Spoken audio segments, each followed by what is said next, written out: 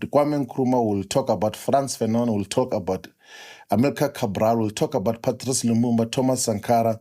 we'll talk about all the revolutionary figures, we'll speak about Steve Bantu Biko, we'll speak about Robert Subigo, we'll speak about Chris Hani, we'll speak about all the revolutionary leaders that got to shape the course of history.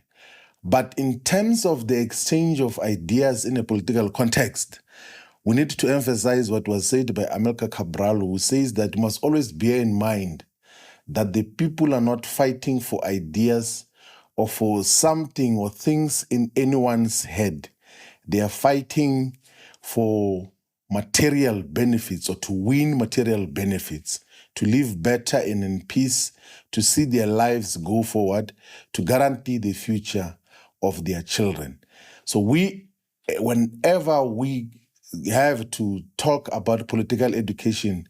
we always have to emphasize that central point. So, comrades, the people of South Africa, we have to highlight something important about this day, the 26th of June. So despite it being historically relevant and important in the context of South Africa's politics, it is also important in terms of the global politics because in the year 1945, the United Nations Charter was signed. So the United Nations Charter is a charter that got to establish the United Nations as a global organization for all nation states and countries in pursuit of peace and global peace, in pursuit of cooperation amongst all the nations of the world. Of significance is that when the United Nations Charter was signed on the 26th of June 1945, there were only 3 nation states or countries in the African continent that were considered to be independent and deserved some degree of participation in the United Nations process. And that was Ethiopia, Liberia,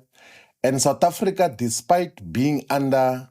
colonialism of a special type or colonial settler colonialism of a colonial government, it was given the status of an independent nation. And the head of state at that time of a colonial South Africa was a Jan Smuts, who participated in the drafting and finalization of the United Nations Charter. And this is important to speak about because when we later on speak about